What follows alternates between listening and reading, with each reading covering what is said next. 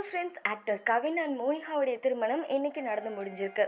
இதை பற்றின டீட்டெயிலான விஷயங்களை தான் இந்த வீடியோவில் நம்ம பார்க்க போகிறோம். ஆக்டர் கவினுடைய திருமணத்தில் அவங்களோட ஃப்ரெண்ட்ஸ் அண்ட் நிறைய செலிபிரிட்டிஸ் எல்லாருமே கலந்துக்கிட்டாங்க. கவினும் மோனிகாவும் பல வருடங்களாக காதலிச்சிட்டு இருந்திருக்காங்க. அதுக்கப்புறமா பெற்றோரோட சம்மதத்தோட இந்த கல்யாணத்தை பண்ணியிருந்திருக்காங்க.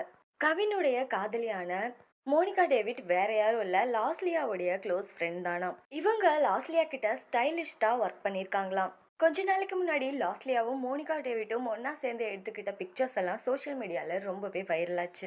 முதல்ல கவின் அண்ட் மோனிகாவோட கல்யாணத்துல கலந்துக்கிட்டு பொக்கே கொடுக்கற மாதிரி ஒரு போட்டோவை புகழ் தான் அவருடைய இன்ஸ்டாகிராம் பேஜ்ல போட்டிருந்தாரு.